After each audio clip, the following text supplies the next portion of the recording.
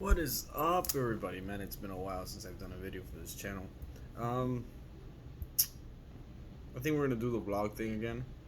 It seems to work better for me. But anyway, it's 10 a.m. I'm doing my taxes. I'm late. Uh, Hopefully, I'll be done by the end of today. I have to be done by the end of today. I can't let it go anymore. Office is coming along. If you don't know, little business, Elton Media. Find it there. Probably be down in the description, so you can click over to it. Go check it out. It's basically what not to do to start a business right now. I barely have videos on there, but I'll be uploading more to both of these channels. Anyway, so yeah, it's like 10 in the morning, and I need to go to Home Depot because my pipes are clogged, and I have to get a drain snake and run that through the pipes in the house. So I'm gonna go ahead and take care of that, and we'll continue doing clips throughout the day or throughout the week and see what we end up with. I've made it back home. I'm in my garage looking for some bits for the drill because I gotta take apart. Yeah, my garage will remain a mess forever. It doesn't matter what I do in here. It doesn't matter what I rearrange. This thing will always remain a mess. I've given up. Now I gotta tackle it.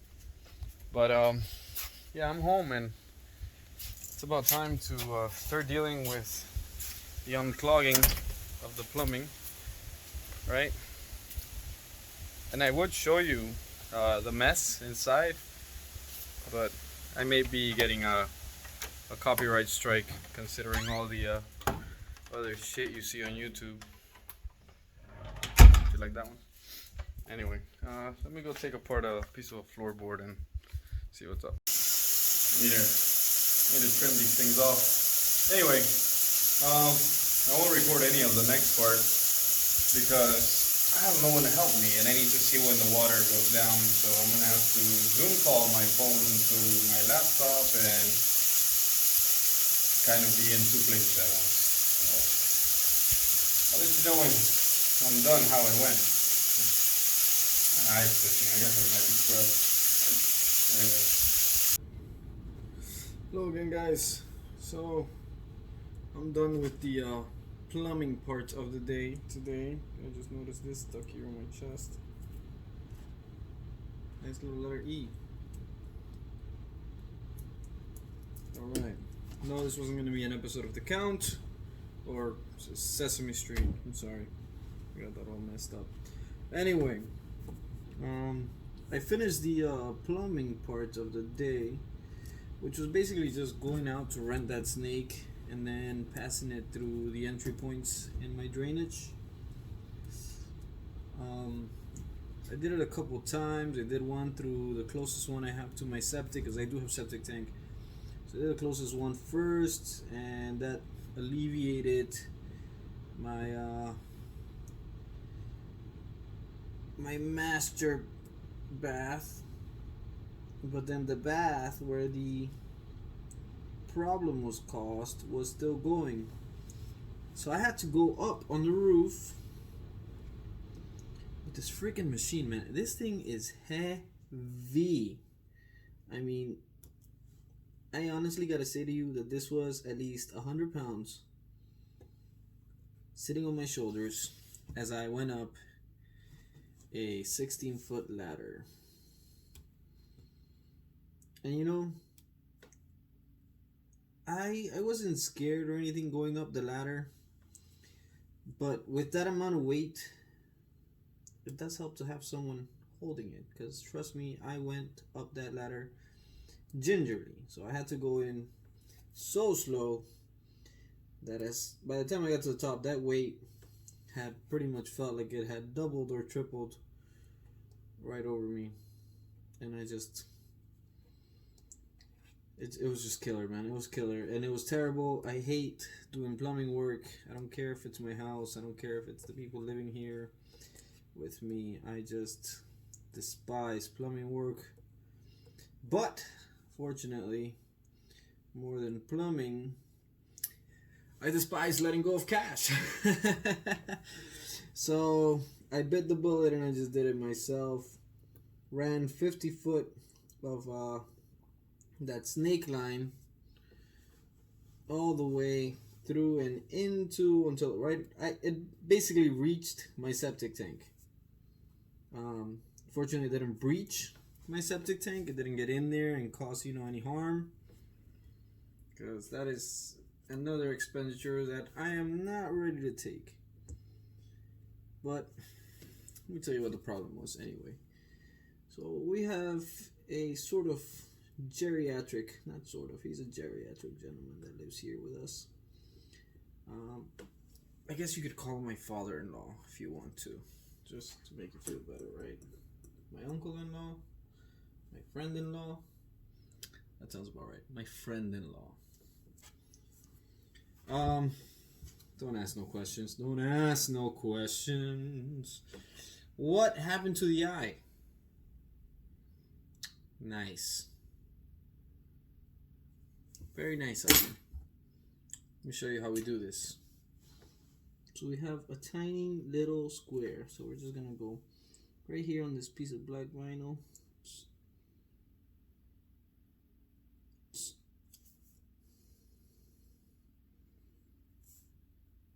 Don't you love the sound effects?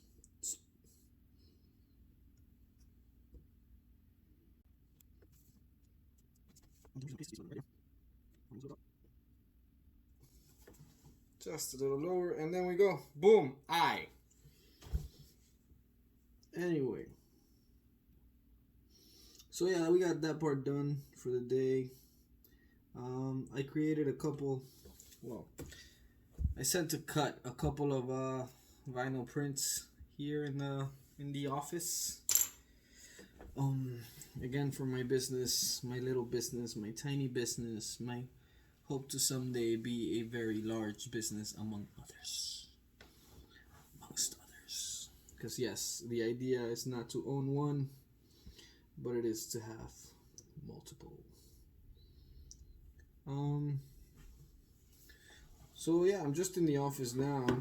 Yeah, let me tell you. So, what happened was that the gentleman that lives in the house, he fell a couple weeks ago. Took a nice dive, and we had to wrap him up. So he's had bandages, wraps, and such things, and at that age, it gets a little harder to heal. So we have to redress him. At least, before bed or before a shower. Goes to between once a day to 2 times a day. Depending on the amount of activity and what it is that he's doing.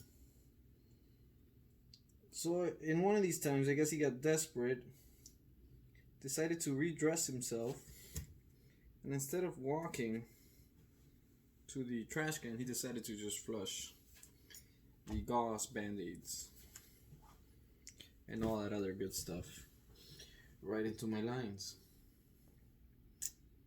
So that was today's ordeal. So that's been dealt with. The lines are all clear. The bathrooms have all been clean, and I'm just doing a little bit of work for the business now. Just like I said, just cut out these prints so that I can photo them. I can take a photo of them, and then I'll also not only will I take a photo of them, but I'll also have them ready. In case somebody puts it in order, and let's say they're reasonable and they want a white or a black cut, it's already here. It's already done. All I have to do is grab an envelope, print out your label, and ship it out. But we'll leave that for LA Media or E-Media or whatever we turn out to be before the lawsuit, right? Let's hope there never is one. I would explain where I got some of these graphics, how much I paid for them, but I think that's all better left for LA Media. So I'm actually just gonna, you know what? Let's take this over to the desk and let's have a nice little chat. We're gonna talk. We finna talk. We about to talk. We're about to have some conversation. So let's see if we can just set up right here. So I'm using my phone, and I will be using my phone for the remainder of this vlog style channel. But so I wanted to talk to you guys about the last couple of weeks, actually. So I quit my job. So I don't know if you guys were aware, if you've seen previous videos, and you've probably caught me in uniform, or if you follow any of my too many Instagrams, then you've probably caught me in uniform and you've seen that I used to work for a specific courier company, the Purple Car. Right. So I worked for them for about 3 years, and there was nothing wrong with the company. I didn't not like the job. You know, it's just that when I took the job. So originally, I am a food and beverage employee by trade. Right. It is the first thing I did right out of high school. I I started to work in the food and beverage industry, first as a busser, and then I did dishwashing, and I moved to the back of the kitchen, did a couple things here and there. Eventually became server, bartended. I've managed. I've run a bar. I've run a bar, not rented a bar. I've run a bar. I did events also for on my own, where I would take people with me and pay them off a little bit here and there.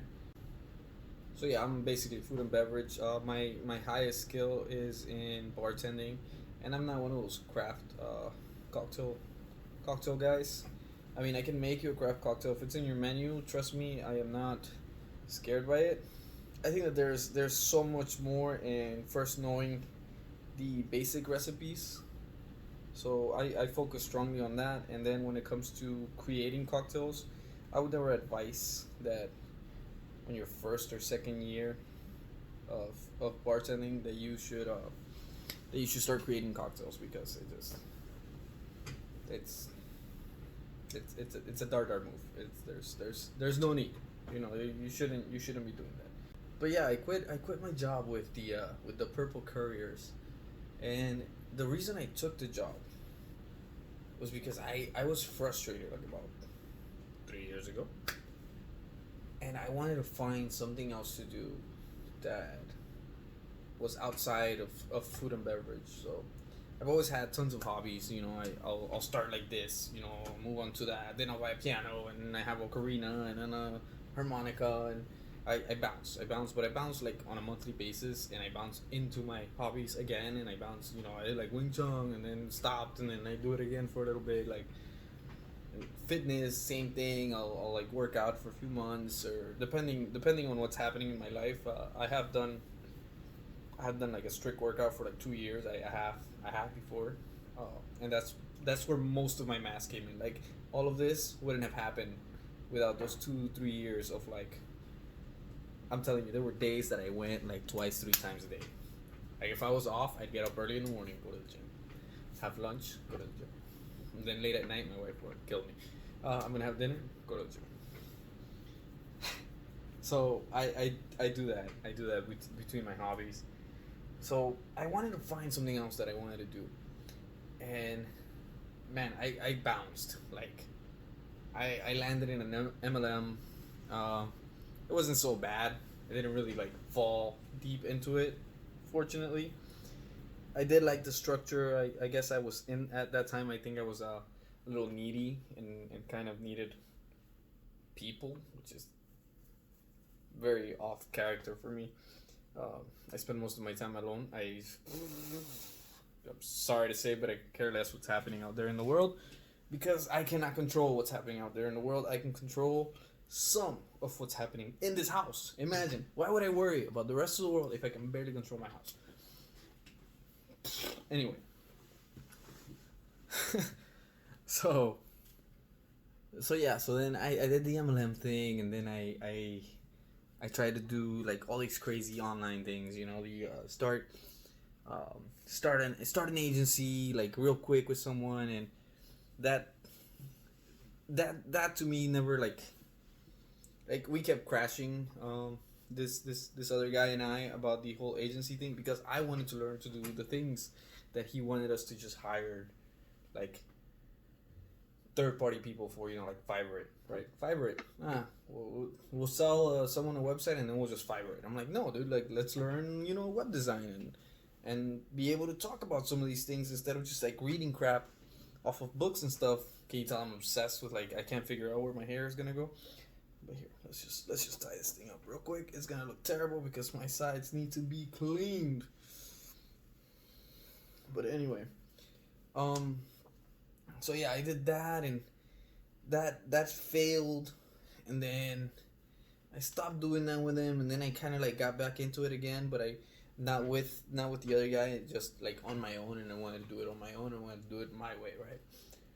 Which moved nowhere. Like I got a client here and there. Then I bought a silhouette cameo, and I did a decal for someone, and then I had this other bigger job to do for someone who asked me, and I was so like invested in getting this job done that I now have an office filled with humongous equipment, and I need to make this into a business. I need to get these machines to make me some money because I have put money in these things, like from the printer plotter thing to the vinyl cutter. Then I still have the little freaking silhouette. I have their manual laminators, but they're laminators. I have laminators. I have a 24-inch laminator. I have 51-inch laminator. They're and they have vinyl.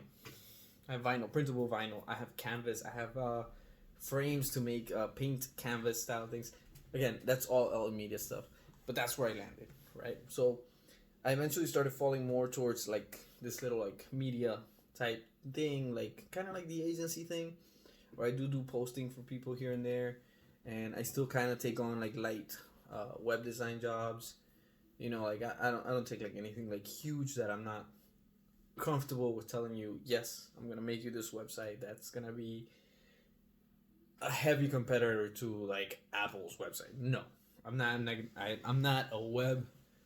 Like I'm not a studied web developer. I'm a hobbyist who learned to web design through WordPress, Wix. All those builders. I mean, I did learn HTML back in middle school, which was forever ago. So that crap, I don't remember any of that. Nonetheless, here we are today. I've quit FedEx. And the reason I quit FedEx, even though I had a great hours with FedEx and I could have probably put more time into what I'm doing now, especially since now I'm more decided and I have a more clear direction of where it is that I'm going. Right? So I did quit FedEx and I decided to go back to the trade. That was 2 weeks ago. And within that week, before this week, I started a new job at a restaurant. Mess. Place, beautiful, food, amazing. The structure of this place is disgusting. It's a mess. I'm not gonna name drop them. There's just been too much drama in that place before I even got there. The day after, I think it was like 3 or 4 days after I got in there, I get this brand new, never done the job before bartender. It's this chick. She's like, I think she said she had like a year's experience of serving or something like that.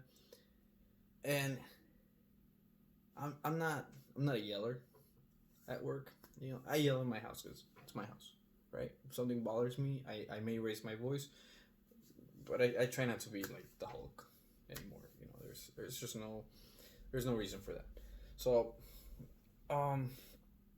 at work I try to be very sensible and I try to explain myself. What I can't help is my eyes or anything that these things do. I can't help it. I can't help if it seems like I'm being a little too serious or too stern with you. But when it comes to like etiquette and the way you treat a guest, I think that there are certain things that you should always keep in mind. So this was one of these instances. This young person, this brand new person comes in and they want no help. They know what they're doing. They want no help. 10 years, 12 years, actually. 13 years of F&B experience. This thing here. Yeah. 13 years, right? Try to give you a pointer. throw my pointer to the wayside, and not only that, at the time as you're throwing away what I'm telling you not to do, you're in a way disrespecting the customer, or really, I don't even like that word. You know, you're disrespecting your guest. Right now, I have customers because this business is a sales business, selling the things that I sell. Right, be it services or products. Anyway, in F&B, your people are guests. Okay, they've come to a place to enjoy the atmosphere, to enjoy the food, to enjoy drinks. I think that these are all things that could happen at home. You can invite a couple of friends over and they'll come, and you'll even set up an ambiance somewhere in some room in your house. You're not gonna give them crap to eat. You're gonna pull out, the plate, right? Like, you're gonna pull out the plate and make sure that they're satisfied. And man, you're gonna pull out the bottle of Henny. Maybe you like that crap Ciroc. Whatever, man. Whatever. Maybe you're just drinking a little bit of Woodford, right? Maybe. So you pull out, the good stuff. You want your friends to have a good time. You want your guests to have a good time. So this is one of those things. So I tell the girl, I give her a little pointer. She gets back at me with a yell. She starts yelling at me. Like, here's this young child, this 19-year-old, raising her voice at someone she's just met. Someone who told you when you walked in. Just to let you know, I have experience in this field. This is not my first time doing this job. And worst of all, I was the only one behind that place with the amount of experience that I have. Everyone else there had either been doing the job for 2 years, a year, or no experience. So I'm walking in there to train people, not hired to train people. Walking in there to work and find myself in a position where I gotta be training people. I'm not a kid anymore. I don't do that crap for free. Okay? If I were 20 and my livelihood depended on that, then yeah. But at this stage of my life, sorry to sound pompous, but I get hired anyway. If I want a job, I seriously go to the place. I take my resume, take my face, and take all the seriousness of me, who I am, and I'll give you the 10, 20 by 11, 800, whatever. I'll give you all the deets, man. I'll drop it like you don't know, and I'll get this job, right? And trust me, every time you see me at that bar, something's going on. Someone's either getting served, something's getting cleaned. I don't linger. I don't just float around. I understand that when I pick up a job, it's to work. It's not for me to have a place to be at, because I feel like a lot of the workforce, well, in the last couple of years, not necessarily this year because no one wants to work, but a lot of the workforce, they just go to places because they gotta be there, and they see it as like, oh, if I stay here from 8 a.m. to 4 p.m. I get paid, and they forget that they've agreed to do the actual job, right? So anyway, the chick yells at me, and I can already tell this is gonna turn into drama later on. So I went that afternoon and I looked for another job. I got hired. So I quit that day. That same night I quit, I just texted the general manager, the operations man, whoever these people are, because everybody had too many freaking titles, man. Everyone was doing too many things. I feel so bad. This place is gonna go down. Like, this place is not gonna last. I give it 2 years. If they get good management in, if they get like real personnel in, it may have the possibility to outlast 2 years. But if it continues the way it has, or the way I witnessed, no, it's not gonna make it. And you may be thinking, oh, dude, you were only there for a week. What would you know? I heard all the stories. There were people working there that should not have been working. Let me tell you something. If someone threw a chair at you, and you were the one who got fired, and the guy that threw a chair is still working there, what do you think? Place is not gonna work out. They have a very askew mentality there. Yeah. So I quit the job. I'm going back into F&B full time. A little more control over my schedule. I will be bartending, making drinks again. It's good stuff. I will be on the floor serving, which is fine because now I get to go with a completely different focus, right? It's no longer go to this job to survive. It's now, let me go to this job, do this job, get paid so that I can maintain my home, right? With that money, so that I can come into this room and build my future. Because this is just one of the many directions that I'm going. Like I'm going to go all out on everything. That's it. I'm done. Like I'm not waiting for anything else. I have to do all of these things all the time. All the time. So I have to be on these things all the time. But yeah, that's about it. I mean, last few months, I think I was just very tired. The courier job, heavy boxes and all, it doesn't matter. You're bending over a lot. Your back definitely feels it. These last 2 weeks, I've not had any back pain. I feel amazing. I've already worked like full shifts at a bar. It's freaking tickles, man. It was tickles, nothing. I feel nothing. Like that job now seems to me so easy. And it's not the courier job to me now seems hard. No, that job is very freaking easy too. Like just know some addresses. If you know where you live, you know the addresses, you how to get to places, you can do the job. Okay. There's just a difference between being lazy and not being able to learn things, but I think that the laziness is just like high 98% of the population in the U.S. Sorry. Anyway, but yeah, so I've finished the chapter of the Me the Courier, and I'm going back. Well, I have gone back into the bartending field, but I don't think I'll be there long. I am setting myself a timeline. I'm not gonna put it out there because I don't want to look like a jackass when I fail. But I am setting myself a timeline, and I mean, if we get there, man, we get there, and if we don't, then we keep fighting, and we keep fighting to get there, to eventually go and say, hey, listen, I can't do this job anymore because my schedule's full with my things, because I'm the whole thing with killing my talents for an employer that at any given moment, because this is truth. When you get a job, you have to make yourself basically irreplaceable. And even then, when you work to the extent that you have almost made yourself irreplaceable, you still are. Because there's still someone out there in that town, in that city where you live, with either the same set of skills as you or even more. So,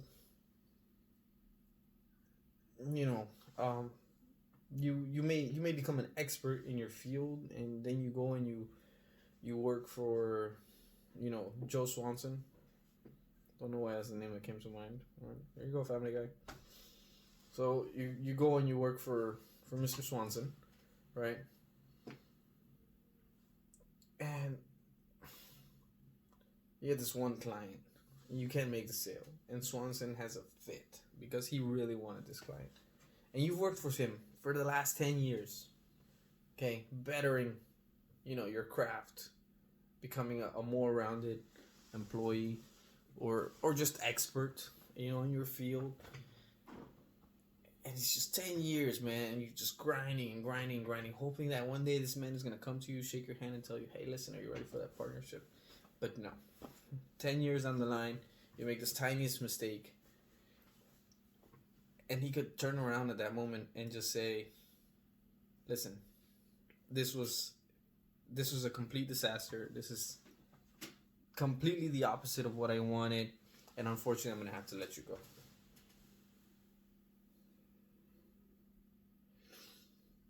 What happens to you? So I don't want that to happen to me. I've already witnessed the 60 and 70-year-old bartender. I don't want to be that guy. I mean, if I'm bartending at that age, that better be my bar. Like, it better be my bar, my liquor license. Right? Like, it better be a choice.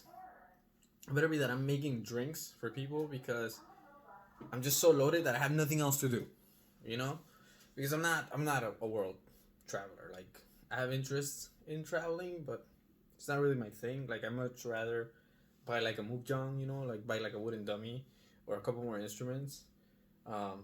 Let's say we get to that comfortable millionaire status. Let's say we get there, right? But I would kind of use my acquired funds to just work on me, you know, just to keep this growing. I really wouldn't use it to go splurge around the world. I'm sure that's probably what the lady of the house wants, and I would have to join, but it's not my cup of tea. It's not. I gotta move around people. I have to be around people. Nah. Yo, if just little tidbit. Let me give you a little tidbit. The ultimate goal is a cabin in the woods. Okay, that is the ultimate goal. That is the ultimate goal in my life. I want all the hard work, all that I get to build, all of what is this life that has been. I want this all to culminate in my cabin in the woods with my nearest. Damn, man, that try is flabby. We gotta go back to the gym. Oh my god, it's not that bad. Anyway, that is the ultimate culmination. Cabin in the woods, nearest neighbor, 30-40 miles close. You know, like that's the nearest neighbor. Like I want to see no one, man. Like if I have a heart attack up there, that is fate. You know, I'm a little nihilistic. Just throwing that out there, okay? The world's on fire. I like to watch it, but I understand that I'm going down with it. Like, it's cool. It's cool beans, man. I don't care. Okay, I don't. So I think that's it. That's just kind of where I'm gonna end this vlog. I have a lot of work to do. Not really. I mean, I have some more weeding to do on the vinyl there, and then it's just put everything in transfer tape, give it a backing sheet, take photos, and yeah, and then we'll just be posting all these things on the Etsy shop. But yeah, I mean, go check out the other channel, Elton Media. I have videos that I have to edit. That's the other thing. I haven't been able to sit and just like learn like editing. Like all my editing has happened on that device that I'm gonna be using for this vlog, which is my phone. But I do have like a camera that I use for like the Elton Media stuff, and I've recorded and I have all these things saved in this computer. But the editing is just. So I need a new video card. This thing moves mad slow. I need a new video card. I have a brand new processor. But here I am thinking that I want to do a video on how to install these things. And I don't think I'm going to do it. I think that I'm just going to install and just tell you, hey, listen, this is the computer I have. These are the things I've added to it.